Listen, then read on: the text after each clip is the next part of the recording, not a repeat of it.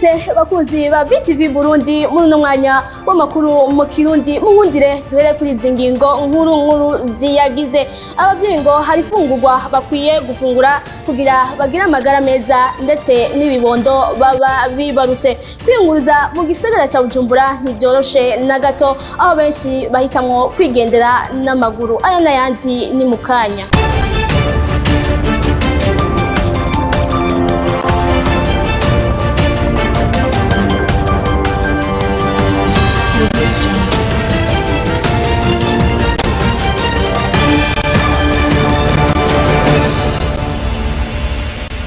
Guhimiriza no kugwanya ingwara za kansera z'igitereko hamwe n'igibere nico gikorwa catunganije n'ubushikiranganji bw'amagara y'abantu hamwe n'ishira hamwe OMS mu ruganda rwabaye kuri uyu wa gatanu n'inkuru ya Peniela Kazemwami. Uruganda rwatunganijwe n'ubushikiranganji bw'amagara y'abantu no kugwanya sida ifatikanije n'ishira hamwe mpuzamakungu Kita amagara y'abantu OMS bateguye urwo ruganda mu ntumbero yo guhimiriza no kugwanya kanseri y'igitereko yo mwibere n'iya drepanocytose. Abaganga b'abahinga babinonosoye bagerageje gusigura ingene bo kwikingira bahimiriza abakenyezi bari bahurikiye muri urwo ruganda ko kwipimisha hakiri kare bakamenya uko amagara yabo ameze batarasinzikara kuko ari indwara iyo zivuwe kare zikira naho zihitana benshi. Umushikiranganji w'amagara y'abantu Sylvie Nzeyimana avuga ko zitari mu ndwara zandukira. Cyo mwomenya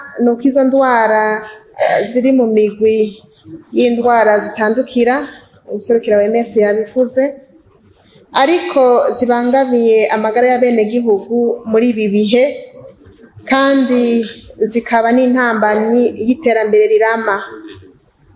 Ibiharuro vyerekana ko kw'isi izo ndwara zihitana abantu bangana imiliyoni 16 uko umwaka utashe. Murumva ko ari umutwaro ukomeye ku magara y'abene gihugu.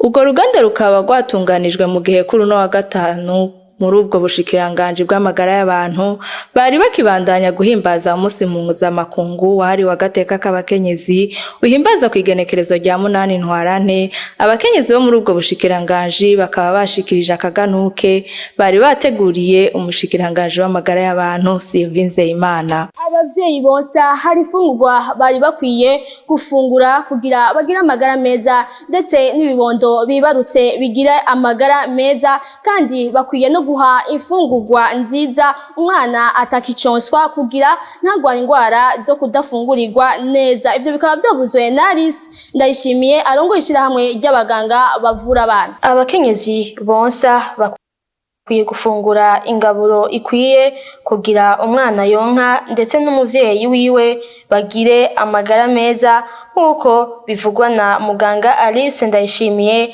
arongoye ishirahamwe ry'abaganga bavura abana. Mugabo nabo bavyeyi bonsa turabahanura yuko baronka ingaburo ikwiye irimo ntanganguvu, irimo sanganyangaburo, irimo na ndema mubiri. Umuvyeyi atezwa kuronka agafungura ivyamwa, agafungura imboga. Ivyo nawe biraheze bikamufasha kugira ngo yonse umwana wiwe neza kandi nawe nyene agira amagara meza, kuko umuvyeyi adafise amagara meza acagwaragurika, acabura ya maberebere. Alice Ndayishimiye akavuga ko niyo umwana atakiconswa akwiye kugaburirwa neza, kuko iyo atagaburiwe neza hari ingwara ashobora kugwara, kandi ko kizira guha umwana ibinyobwa vyambiye. Igihe rero umwana avuye kwibere birakenewe rero yuko umuvyeyi aca afungurira umwana ingaburo imeze neza, akamuha bije dusanzwe dufungura bikunda kuboneka vya umuceri, ibiraya, ibijumbu, ibitoki. Mugabo impande y'ivyo atezwa kumuronderera amagi, akamuha amata, akamuha inyama, akamuha amafi, hanyuma akamuronderera imboga. Hari abana benshi ntibakunda imboga, mugabo zirakenewe cyane, harimo ibintu akura mu mboga taronka handi. Hanyuma agaheza akazaramuha n'ivyamwa bishobotse imisi yose. Iyo nzoga uhaye umwana irashobora kumuborera, irashobora konona ubwonko bwiwe. Mwomenya ko umuvyeyi ategerezwa konsa umwana amezi 6 atayindi ngaburo ahabwa. abamenyesha makuru ngo bakwiye kuzabaraja ku mitumba ya kure kugira ngo bamenye ibibazo abenegihugu bafise. Ivyo vyavugiwe mu nama y'ubushikiranganje bwo gutumatumanako amakuru n'abarongoye abandi mu bamenyesha makuru. Jacques Bukuru, umuyobozi mukuru mu gutumatumanako amakuru, akabasaba kutaguma kumigwa mikuru gusa. N'inkuru ya Mitex Mugisha. Amakuru meza ngo ni ayafasha bene igihugu kuva mu ngorane barimwo. Ivyo ni bimwe mu vyavugiwe mu nama yahuje abaserukira abandi mu bamenyesha makuru. Jacques Bukuru, umuyobozi mukuru ajeje gutumatumanako amakuru, akaba yamenyesheje ko inyuma yo kubona ibibazo vy'abene igihugu baciye bashiraho imigwi mu ntara zitandukanye ijeje kumviriza ibibazo vy'abene igihugu. Jacques Bukuru agasaba abamenyesha makuru gushikira abene igihugu bari kure y'imigwa mikuru y'intara.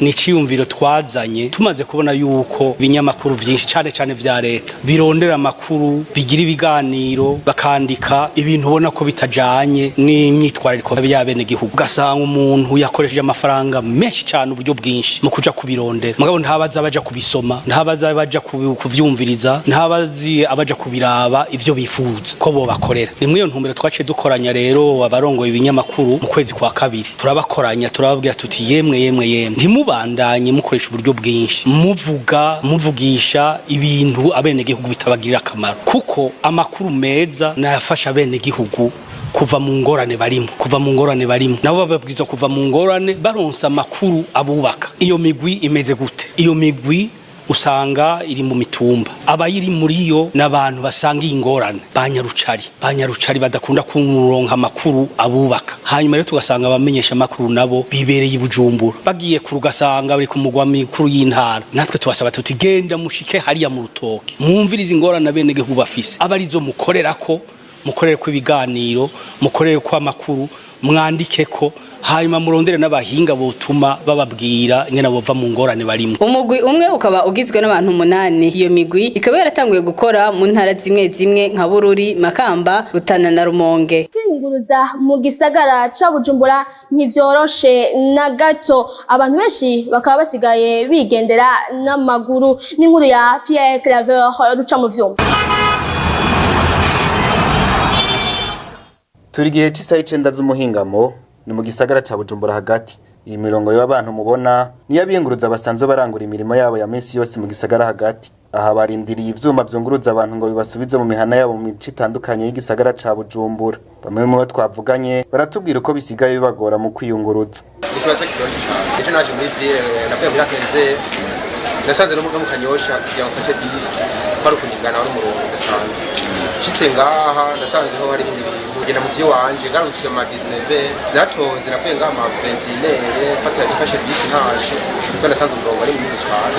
Ukuvuga rero kubona leta yarafashe ingingo yo gukuraho amamoto, abanyagihugu n'amakinga, abanyagihugu bahora bagira kuri ivyo vyuma baciye biyongera ku mirongo baca baba benshi. Kera ntitwatonda nko kuva saa 5 saa 6, ariko ubugiye ahantu ukagaruka usanga kuva saa 7 batonda.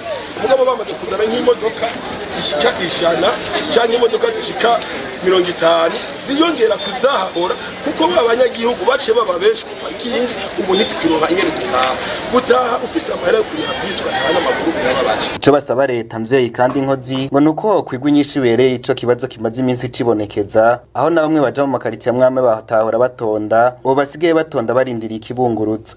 Ugiye ku mabisi gutonda, ugiye kwa muganga gutonda. Niba turungikire izindi modoka, baduhe izindi modoka kutweka kuguma kuri parkingi, urazi imvura gusanze ngaha ikunyagire mu murongo wabuye abandi baca batora. Tugasaba rero ko leta tumba ari leta mvyeyi kandi kayobaye abanyagihugu, niba babare mu kugwiza umutahe wo kuzana izindi modoka ziyongera zishobore gutwara abanyagihugu.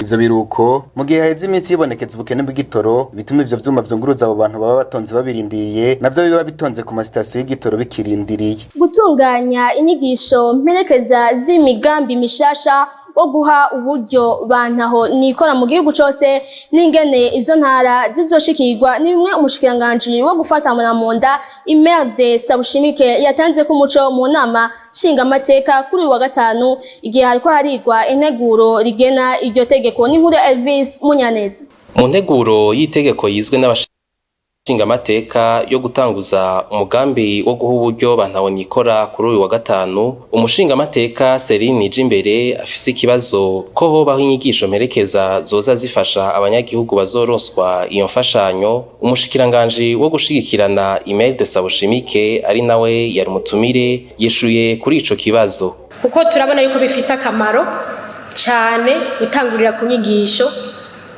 hanyuma amafaranga akaza mu nyuma abantu bamaze gutegurwa icyo ayo mafaranga baca bayakoresha. Iki rero mu byo twagiye turaronka mu gushyirwa mu ngiro ry'umugambi mera nk'abandi, kiri mu byagiye birasabwa kandi tuzokwisunga cyane mu gushyira mu ngiro umugambi mushasha. Uwo mushikiranganje nyene yongeye aragira ico ashikirije ku kibazo c'umushingamateka Kwizera Jean Claude avuga ko vyoba vyiza uwo mugambi utanguriwe rimwe mu gihugu cose, kubera ko umugambi naho twari dusanzwe tuwukora usa nawo hari ibindi byinshi byiyongereyeko bitari bisanzwe biri mu mugambi wari uhasanzwe. Byumvikana ko hariho ibindi byinshi, izindi minyanyuro nyinshi tuzotangura n'ubundi kumera nk'abariko bararondeza ingene tubikora neza kurusha. Nico gituma bigoye gutangurira rimwe amakomine yose 129. Rero igikuru nuko intumbero ya leta ni yuko umugambi ushika mu gihugu cyose. Uwo mugambi uje kunganira umugambi mera nk'abandi ukaba wemejwe ku majwi 100% mu nama nshingamateka. Ni niyo nkuru duciye turangiriza ko. Reka ndabashimiye mwebwe mwese mwadukurikiranye, shimira abaganzi banje badufashije gutorokanya ano makuru kugira ngo abashikire atankomanzi, shimire n'abari mu buhinga bw'ivyuma ndabwiye ko bakenuye cyane, shimire n'uwahagarikiye ari we Milix Mugisha. Ndabasaba gukurikirana ibiganiro bya BTV Burundi, mugiraho mubahwe, murakoze.